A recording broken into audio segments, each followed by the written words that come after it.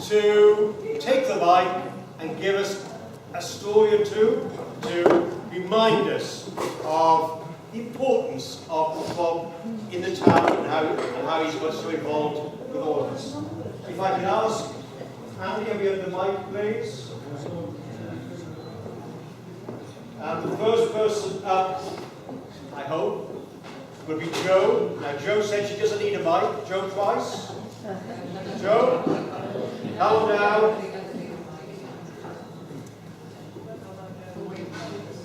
Once a teacher, always a teacher. We don't need mics. Jo, thank you. Good evening, everybody.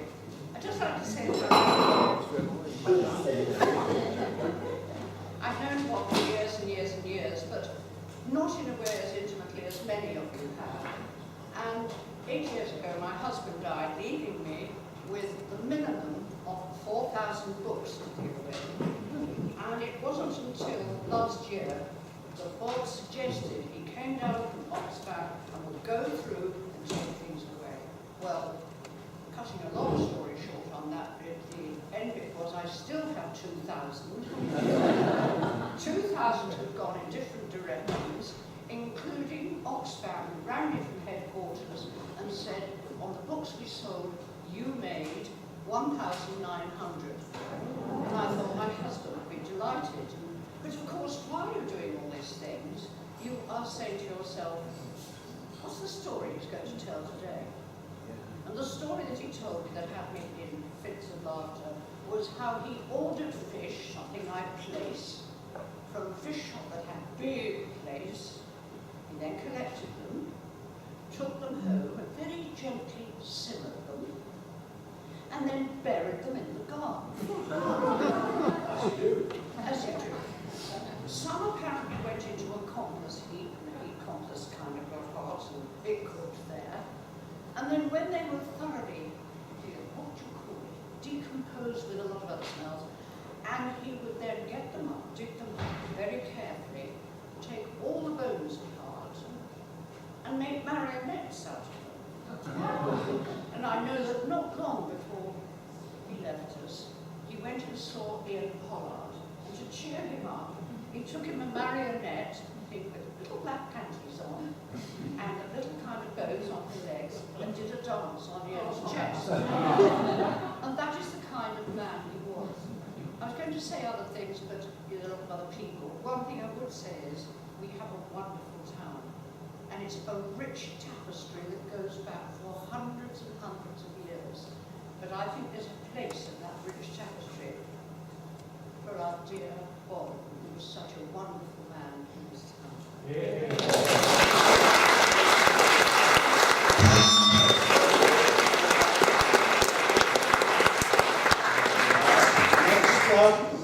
Steve Cox, please.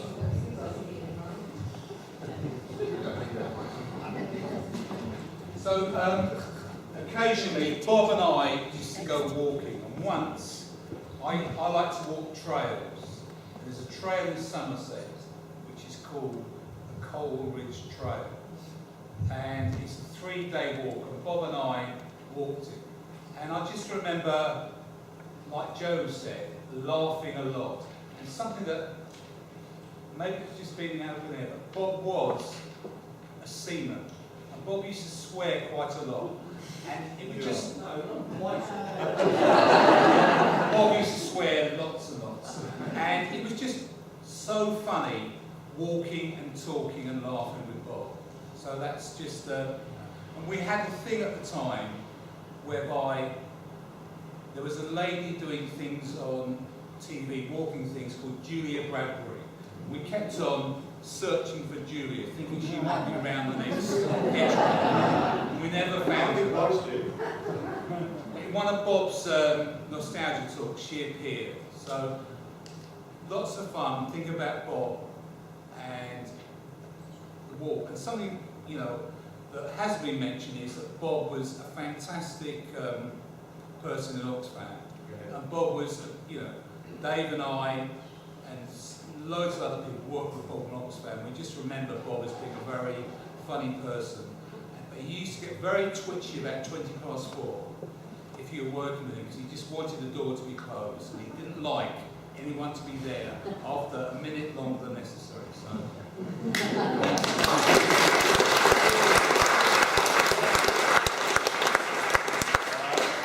Right, please ask Mike Lewis to come up and say a few words.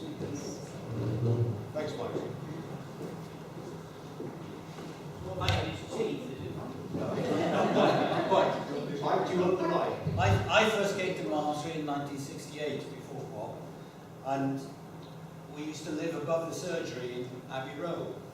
And then about 4 years later, we moved out of Avon House to where we live now. And the first Saturday, there was a ring at the doorbell.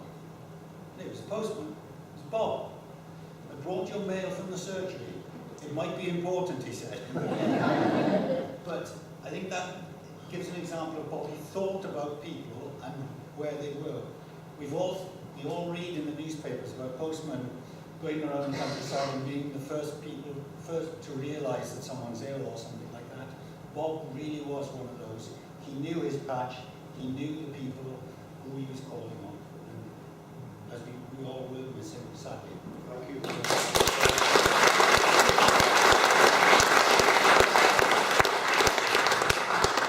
And finally, can I ask Clive to come up, please? Clive King will say a few words.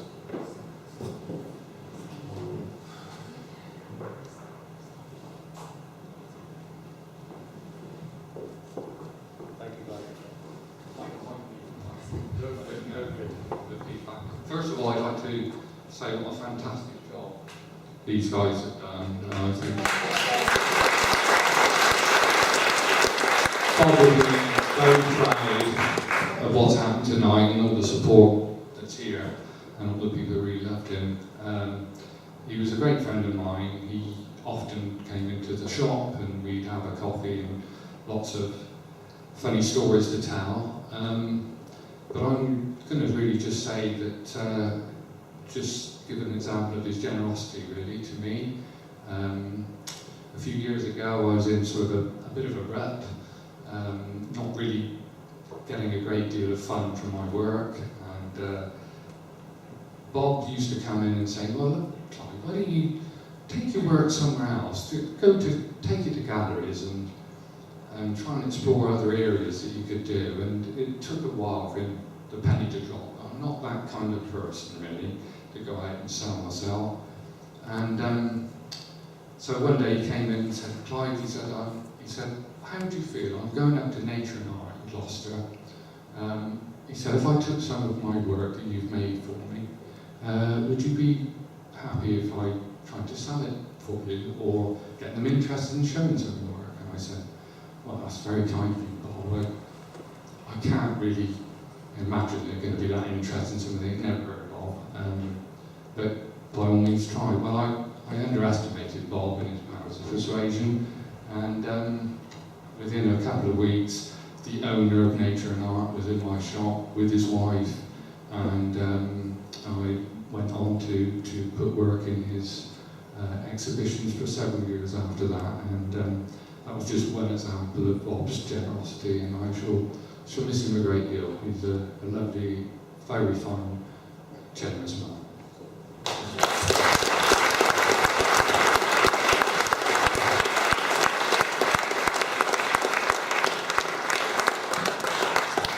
Okay, so we'll try to dim the lights in a second, then we'll be turning to the clips and the footage. I wrote a list on Sunday, Monday, whenever, to try to crystallise all the things that Bob meant to me. And many of those things have been mentioned now in those lovely speeches by those lovely people. And I think we should also remember that he was a chorister. Bob enjoyed singing and joined the local choir, the sort of pop-up choir. Bob loved his cricket. We would talk cricket for ages. Sometimes we win, sometimes we wouldn't as a national team. And also, he was the co-founder of the Bustard, which I think is important. It all shows Bob's many talents and his urgency and love of the town to help people and to raise money. And we're going to keep remembering that in the second half. Thank you. Okay. Between 1962 and 1964, before, the poet laureate at the time, John Betjeman, made 12 short films about the West Country that he loved so much. They were broadcast, and then they were lost. This was a time when film stock was expensive, and often was used, and then reused and reused, and all manner of programmes simply disappeared. As Bob and I were collecting materials about the town, someone gave us a box of old videotapes. Most were badly damaged, recordings of various programmes, but one had me reaching for the telephone. Bob, drop what you're doing, get here now. And together we sat on a sofa and watched a gong as Betjeman's Malmesbury played out before our eyes. We decided it would be real fun to create our own version of the Betjeman film, but one 50 years on from the original. And Bob recruited the marvellously talented Fred Gowley, and together they created a quite beautiful film about our magnificent town. Now for tonight, I've taken the liberty of matching parts of John Betjeman's original commentary with Fred and Bob's vision of Malmesbury. Clever pair, Fred and Bob. To them, this must have been a familiar sight. I hope you enjoy this.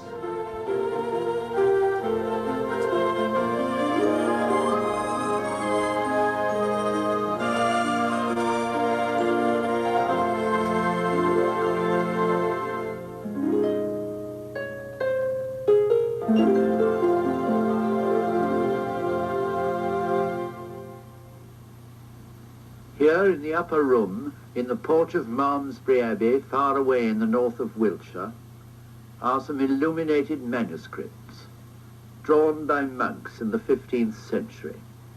Flowers and leaves and fruit. I dare say they couldn't draw very accurately, but they liked the small flowers, the unregarded weeds we throw out of the garden. They liked them for their shape and colour. And almost everything we're going to see in this visit to Malmesbury is what has been here for centuries and will, please God, be here long after we're dead and buried. Ordinary things. Flowers and trees and streams here in the Wiltshire meadows, among small elmy hills in what's considered good hunting country. First, just soak in the atmosphere of the place. William Morris, the Victorian poet, craftsman and socialist, dreamed of just such a setting as Malmesbury has when he described medieval London in the opening lines of his poem The Earthly Paradise. Forget 6 counties overhung with smoke. Forget the snorting steam and piston stroke. Forget the spreading of the hideous town. Think rather of the pack horse on the down, and dream of London, small and white and clean, the clear Thames bordered by its gardens green.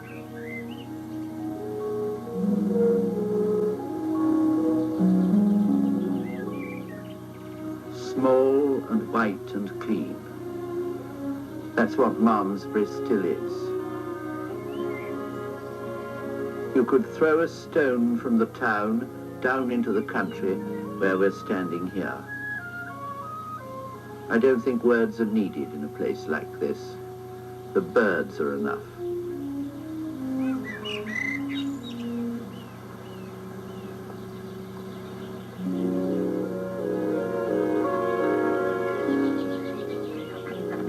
Small rivers run round 3 sides of the town. Malmesbury is a city set on a hill, and these rivers which surround it are the beginnings of the Wiltshire Avon, which flows on to Bath and Bristol and out into the estuary of the Severn.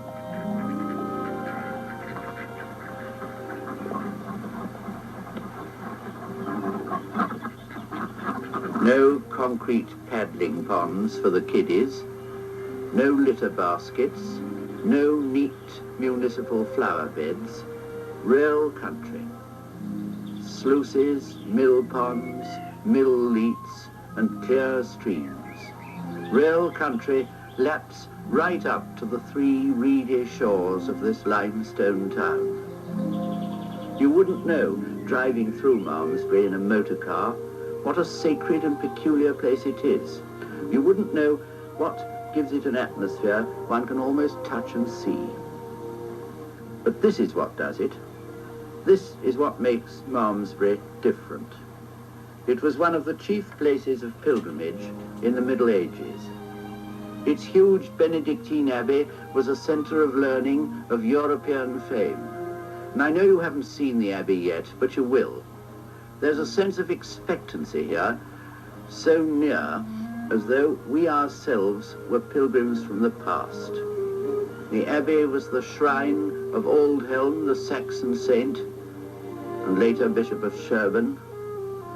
And in Malmesbury lived King Athelstan, Alfred's grandson, the first king of all England. He had a palace here 1,000 years ago and was buried in the abbey. William of Malmesbury, the most famous medieval historian, was a monk here, and in the abbey there were relics of the true cross and a fragment of the crown of thorns. The abbey had 16 chapels, a west tower, and a central spire higher than that of Salisbury Cathedral. What made people go on pilgrimages in the Middle Ages? By boat up the river, on foot along causeways, and on pack horses through miry lanes. Partly it was their form of holiday, like our expeditions to the Costa Brava. Partly it was to find God. They thought of Christ very much as God made man who had walked on earth. Just as in his lifetime in Palestine, people struggled to get near him through the crowds, if only to touch the hem of his garment, so they plodded along to Malmesbury in their pattens and clogs to see the relics of his cross and thorny crown, and to be near the shrines of his saints and kings. Possibly they came along this very path by Daniel's Well, on their way to the city set on a hill. And as they crossed the last river and reached the outskirts, they looked up and saw the end of their journey. There it is, on its hill. Even today, it's very much as it was then, for Malmesbury has stayed the same size, growing neither much bigger nor smaller. The arched gateways by which you used to enter it by road have disappeared, but it's still surrounded by a skirt of old cottages whose gardens go down to the river.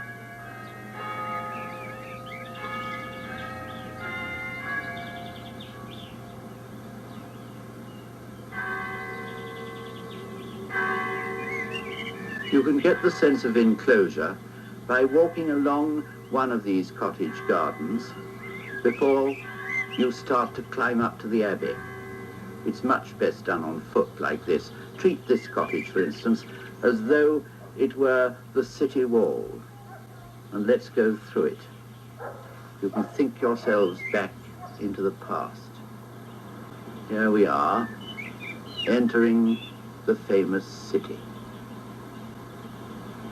And now we'll start the climb to the distant sound of the abbey bells. Past limestone walls stuffed with toad flax and topped with valerian and wallflower. Up and up and up, between the gardens and the houses, all the time getting nearer to the end of the pilgrimage, and as you reach the summit of the hill, you can stop and look back and see how Malmesbury is surrounded by open country and small streams, unique in southern England. That's the view from the doctor's garden, and his house is in the middle of the town. By the way, the spire you'll see coming into view above the cow parsley there isn't the abbey. It belonged to one of the parish churches. Of course, Malmesbury is a market town too, and has its own old corporation and court and ancient charters and market cross and inns like this where farmers close their bargains with a drink. And there's the market cross at the end of the high street, and beyond it, the abbey. Vast, isn't it? Like something in northern France. Vast, isn't it? Yes, vast, wasn't it? For all that's left now of the mighty abbey is the nave, south aisle, and the south porch. And this south porch, the finest Norman porch in England, must have seemed like the gate of heaven to pilgrims after their journey over the downs and then through the forests and undrained land. Look at the carving, 12th century, late Norman. Done when England was an island belonging to the Dukes of Normandy and Europe was known as Christendom. And over the inner door, there's a carving of Christ in glory. And there's the nave of the abbey as you first see it. That's Brother Elmer, a Malmesbury monk who tried to fly 900 years ago. He fixed wings to his hands and feet, jumped off a high tower, flew for a furlong, and then fell to the ground, breaking both his legs. William of Malmesbury tells the story.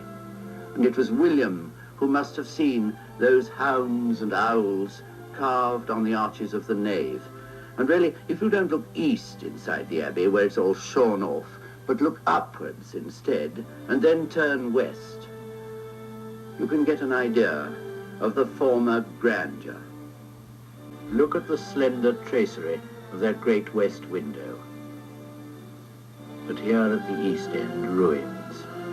Here's where the great central tower was, standing on those arches and supporting a spire higher than that of Salisbury Cathedral, and beyond the crossing, the choir and chapels. This was the mighty beacon to pilgrims and students from all England and Europe. What faith was theirs? Who built such an abbey?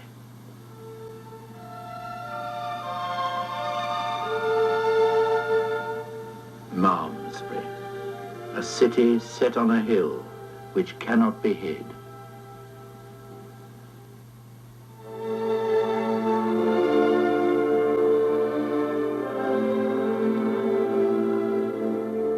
I think it works rather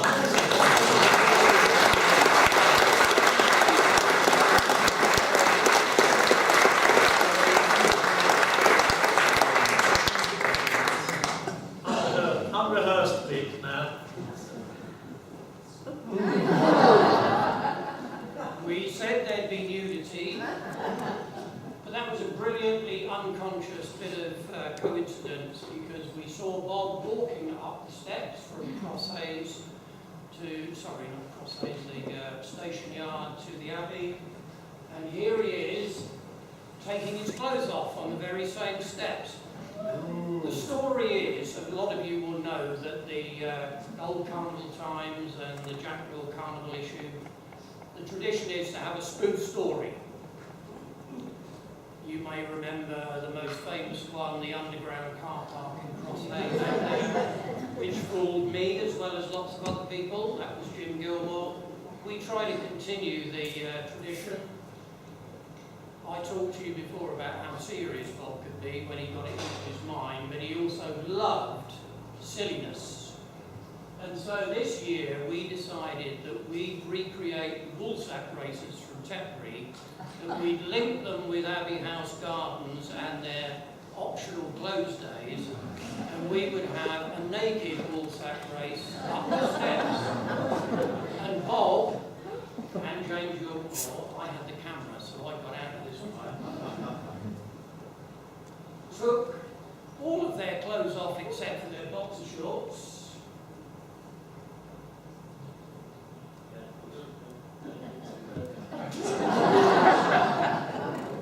And we superimposed a woolsack on their heads and a discreetly placed sign. And you probably saw in the one before, he was laughing all the time we did it. it was just a bit of stupidity, but we had great fun. The other one that we did, which I think Graham's got a photo of as well. Apologies for the photos, I had to scan these from an old copy of the paper. But when they opened up a tattoo parlour near the...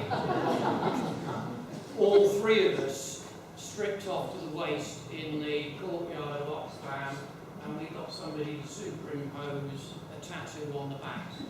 It was the sort of thing that every now and again he just loved to get involved in, and he was prepared to.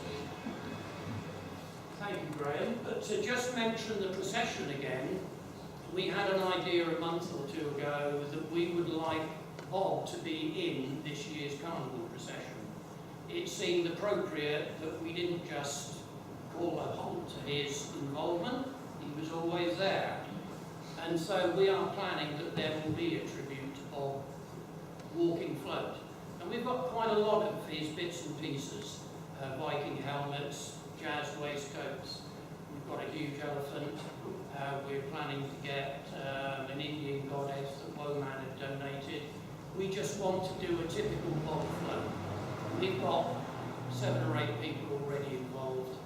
But if anyone knows of where some of the old Bob float paraphernalia is in a cupboard or in a garage or something, or you'd like to join us, particularly if you were one that joined Bob in some of his processions, just let one of us know in the next few weeks, and the more the merrier, basically. Okay, thank you. Thank you.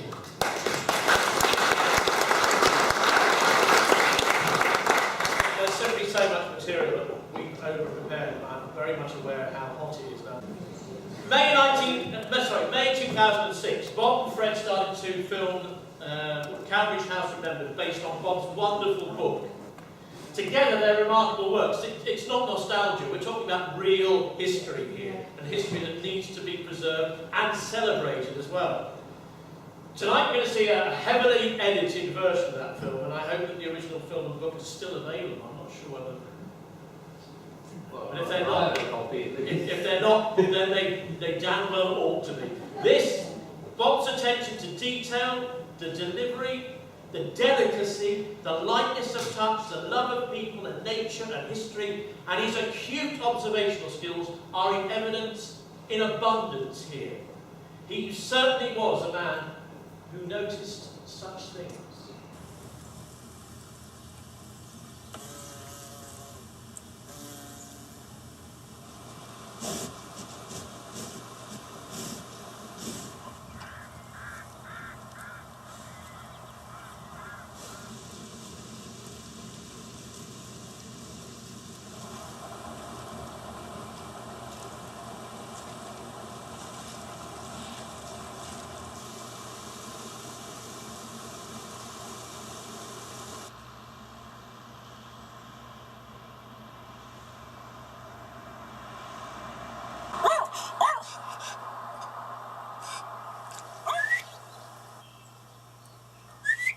Is he?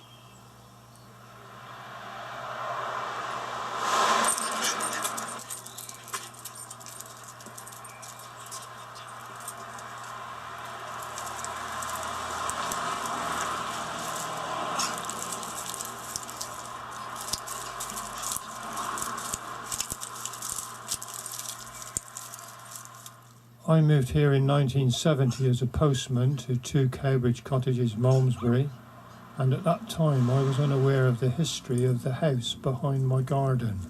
I became so fascinated by the story of Cowbridge House that I've written a book about it.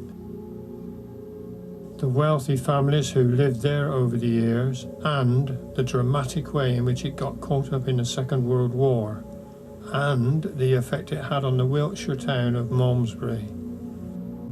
There's been a mill on this site since the 1500s, but the house that stands there now was built in the 1850s on the orders of Samuel Bendry Brooke, Brooke with an E.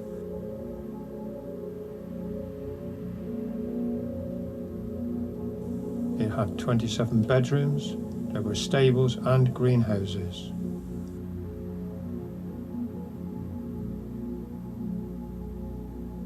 The Brooke family were wealthy landowners and became wealthier as successful tea brokers.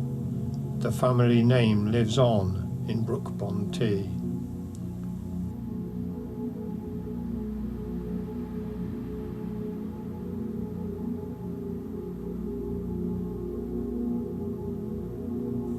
On Brooke's death in 1869, the house passed into the hands of his nephew, the Reverend Charles Kemble. His initials can be seen in these railings.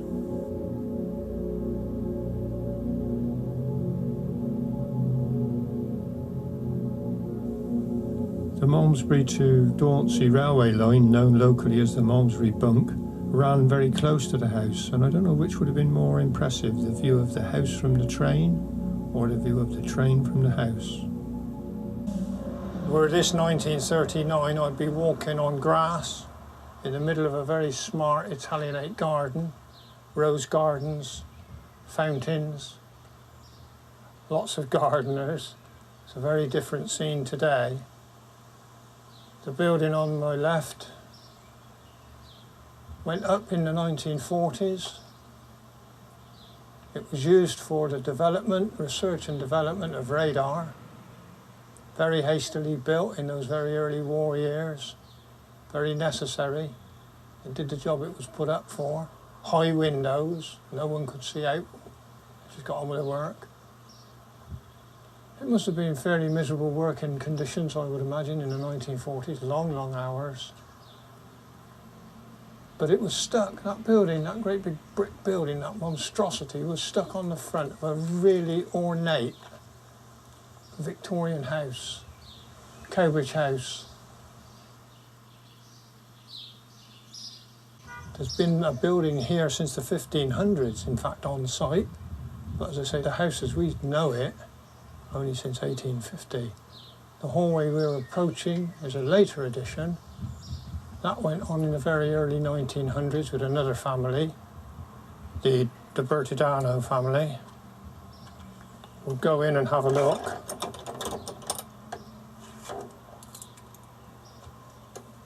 Coming out of the sunshine, quite dark, quite depressing really. Some of the workers, the early workers, would have actually come up this very ornate staircase to come and work on radar, engineering. They would have worked in the old, what would have been the old bedrooms. And they would have come up this wonderfully ornate staircase. Not too many factories like this around. Plans are to demolish it all, which will be sad. It's a reclamation business's dream. Lots of oak panelling. It's no great age. Turn of the century. Nicely put together.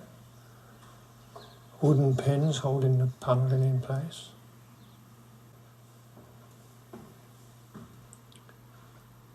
Just wandered up the staircase. Another staircase on my left going up to another floor. We're still very much in the old house. But as we go along this corridor, we're going to leave the old house. As we're doing now, this is the dividing line between the old house and the new extension. Lots of firms have had influence on this.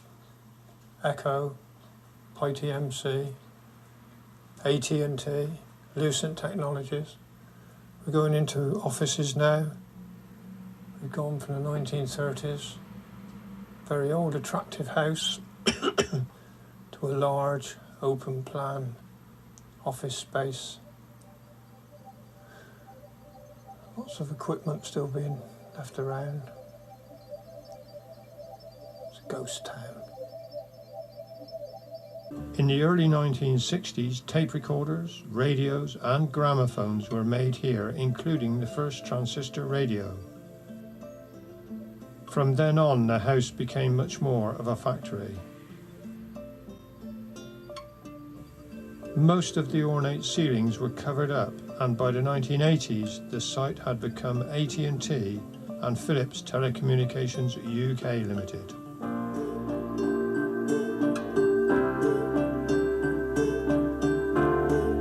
They formed a new company, Lucent Technologies.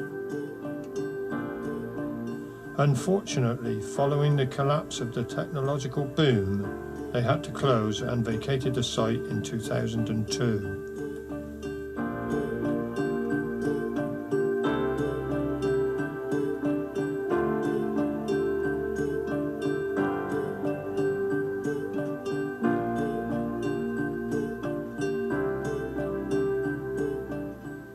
We're looking at a picture with a fairly unusual frame.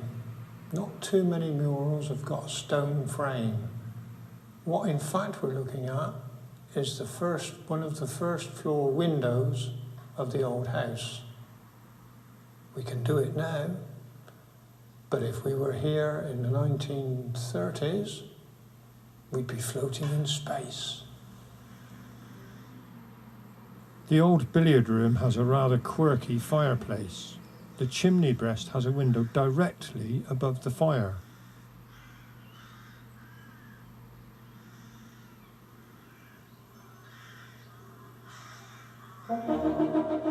In 1922, Philip Hunlock bought the estate for £25,000.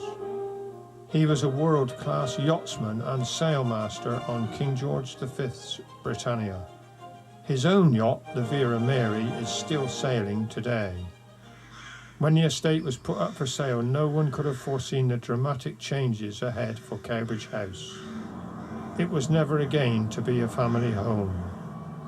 Cowbridge met most of the requirements of a shadow factory, and in August 1939, the house was bought for £6,500. The following day, war was declared. Hundreds of people were conscripted to work at the factory from far and wide. The population of Malmesbury more than doubled. In the autumn of 1940, the few had won the Battle of Britain. The battle for supremacy of the air was over, thanks in no small part to radar. Cowbridge House and Malmesbury had played their own part in that fight. Typical Second World War time sheds, wooden obviously. We'll go in and have a look. They were used as drawing offices, certainly. Were they used for radar development? Somebody will know. Oh, look at the ivy all growing up on the inside.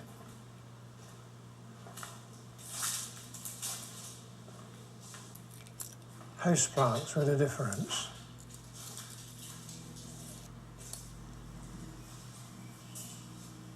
Echo continued to make sound equipment after the war, but today, in 2006, Cowbridge House is to be demolished to make room for a new office home development.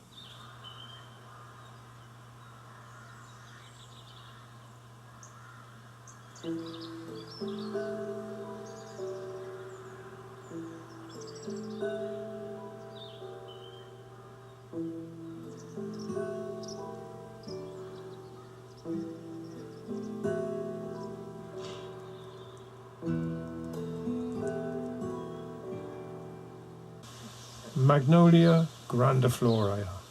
It is the only thing at Cowbridge that has a preservation order.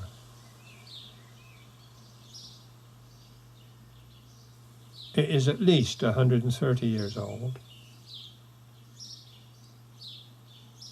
Ironically, the clock tower it grew against was demolished 30 years ago. And now the house is gone.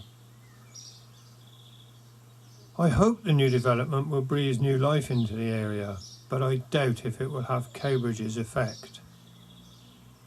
Its story and the story of the people who lived and worked here will live on. Gosh, that's it.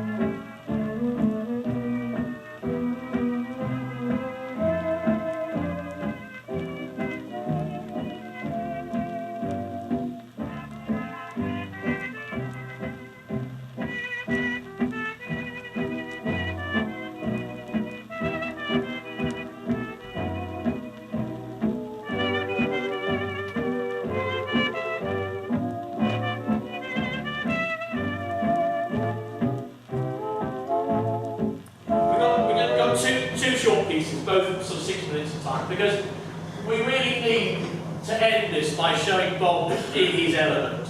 In the town hall, with his presentations and his audience. The first film is of Bob at the 2011 Malmesbury Nostalgia event. He says, "I love putting these things together, I'm just a nosy old boy." But he wasn't just any nosy old boy. He had the most remarkable observational abilities, one lost on the vast majority of us, myself included. "I've got a daft eye that sees it," he says. "I'm so lucky." Bob Browning.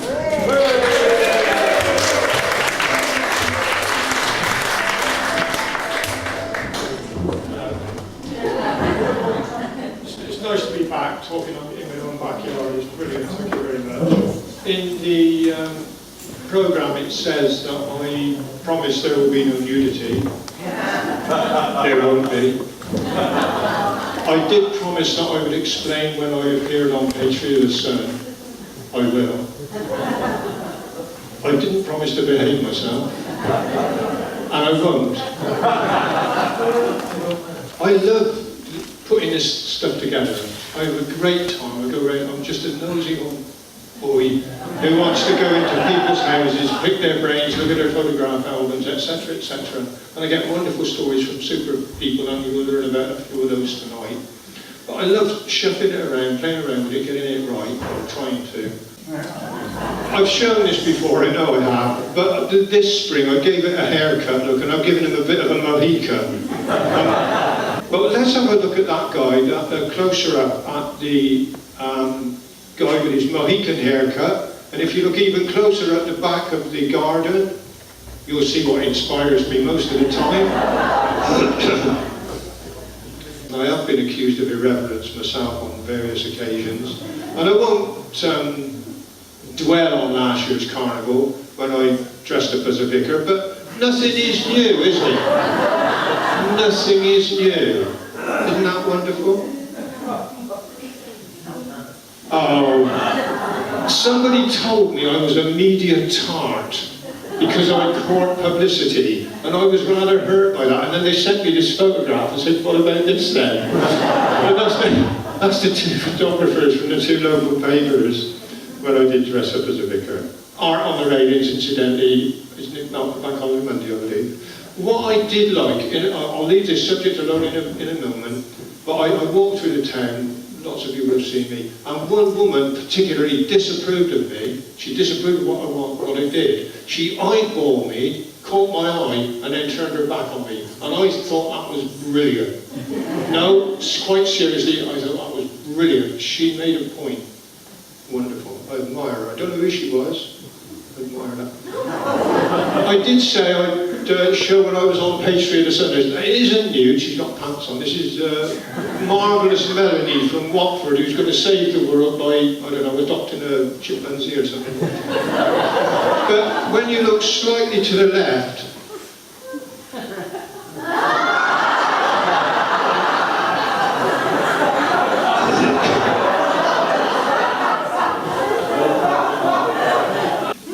when this appeared, I was so flattered. Several people assumed I'd done that. I wish I had. I would love to be able to say I did that, but in fact, there were two lads from Shipton Moyne, and I like that too. This is the lights on the old Swindon Road Bridge, and isn't it wonderful that the spider has spun its web and almost copied entirely the shape of the light above it, though. And I've got the daft eye that sees it, which I'm so lucky. Why people do this, why men dress up as women, I cannot imagine. I had an excuse, I had a drag car, so I had to drag her. Did you not recognise me? I wear it all the time. I had great fun because I had a tennis ball in each bra cup, and I had practiced and I could bounce the tennis ball and catch it. Brilliant. Stan Paddington again, a lovely story here. Stan's the guy out the front. He's doing Steptoe and Son. And we're just coming up Gloucester Road by, if you look in the back, Malmesbury Coal Company notice.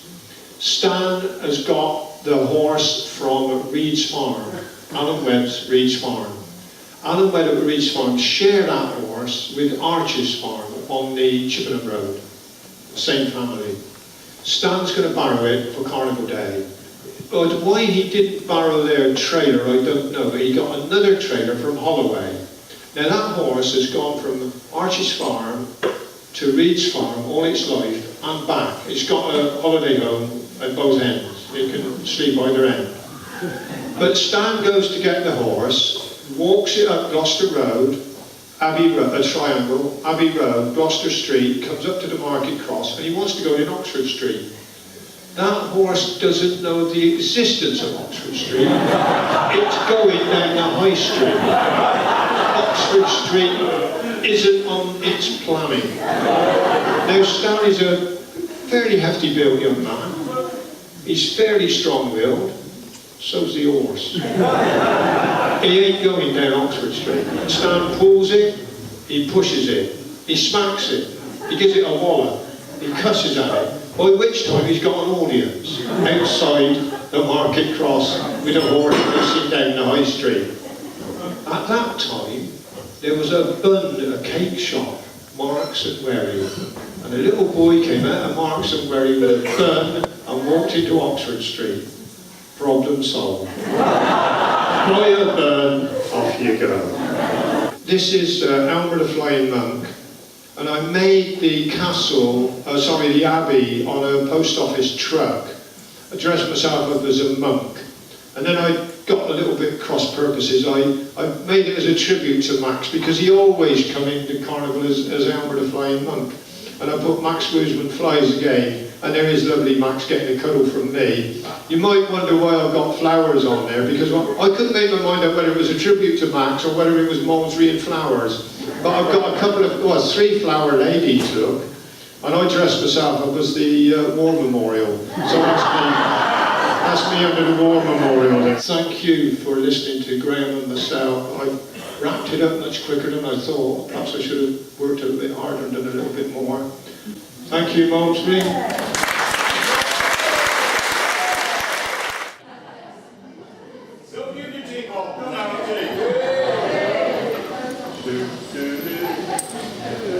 I think it's known as milk in the audience. It is warm. I'll keep my socks on. Thank you very much for turning up again, yet again.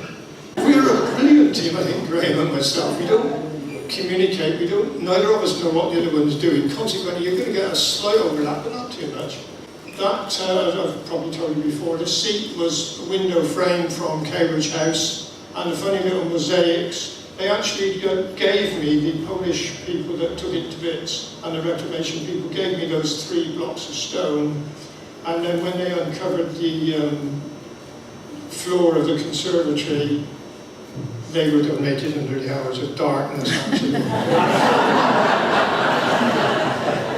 The same seat in the winter, my little stone pig's got snow in his nose, he didn't like it either. So we did see that. I promise you there's no nudity this time. I did promise you that. Never trust a man, though. I've got a bucket list, I've got to do a wish list, and one of them was to see Anthony Gormley's place, that wonderful thing up near Liverpool, 100 statues on the beach.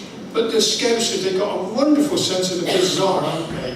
Now somebody's gone along there with a paintbrush and a bit of glue, painted his penis and then thrown sand on it. How perverse is that?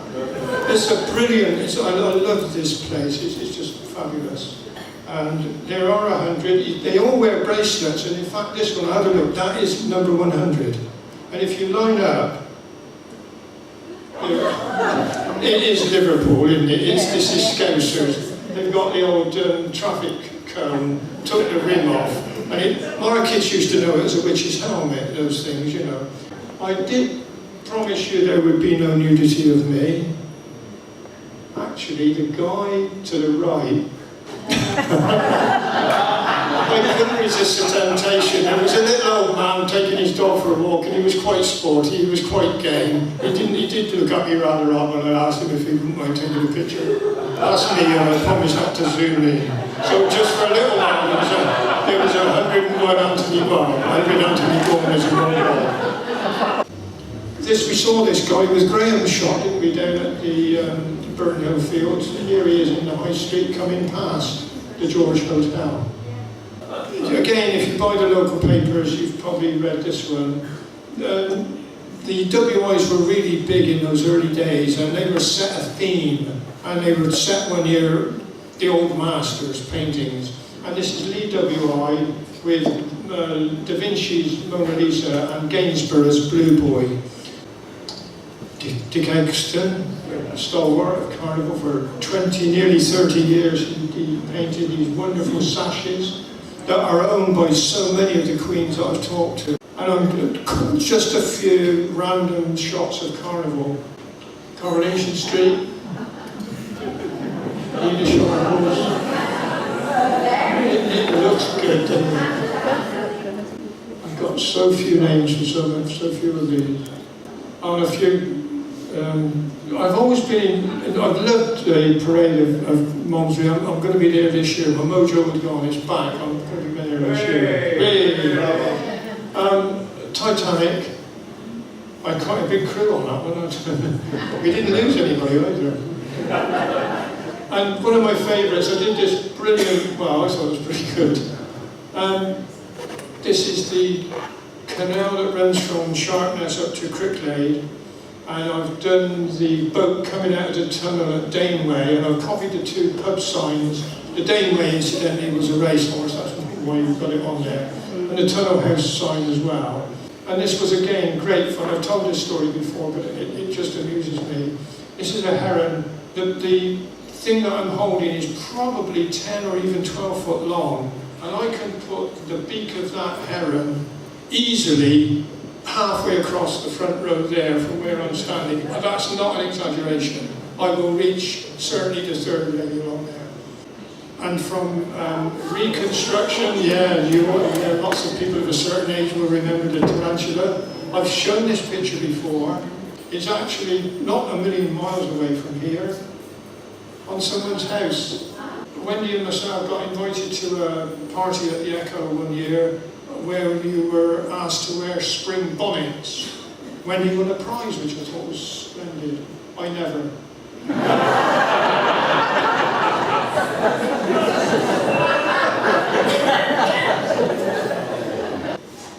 It's only a slide to go, I think. I've got my own wine label. How exciting is that? I've got my own wine label, ladies and gents. Cliff Richard's done it. I'm a pensioner, I can do it too. Everybody knows about Gordon's, the original dry gin. This one, Robert's. Robert, the original slow gin, Prunus spinosa genus. Mooning in the moonlight, making moonshine. And you know on wine labels it tells you on the back all about a hint of tannin and all that nonsense. Well, I've got information on the back of mine.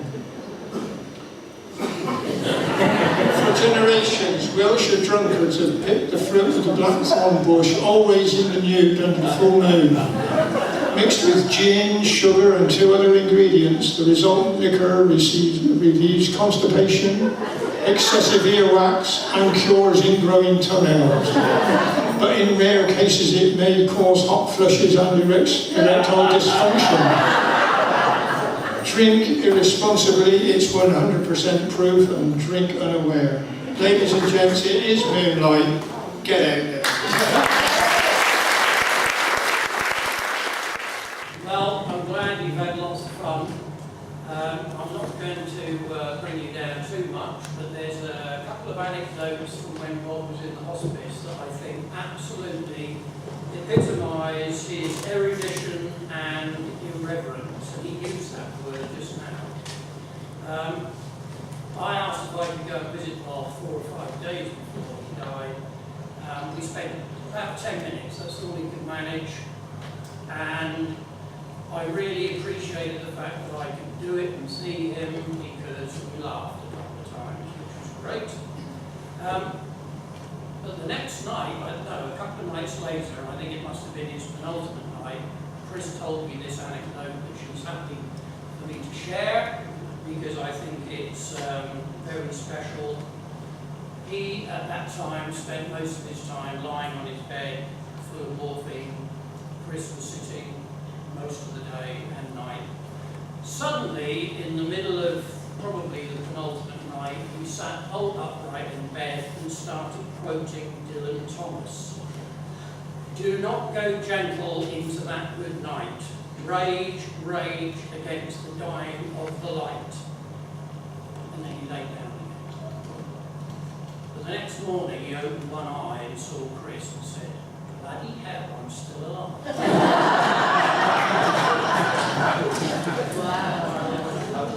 Yeah. And of course he still is, on film, on paper, on tape. And he will be riding, the great Bustard will ride again on Carnival night. Because didn't he say Max Woosnam rides again? He did. He did. Well, the great Bustard will ride again. We now have Gordon and his company. We've locked the doors, you can't get out tonight. This is now audience participation time.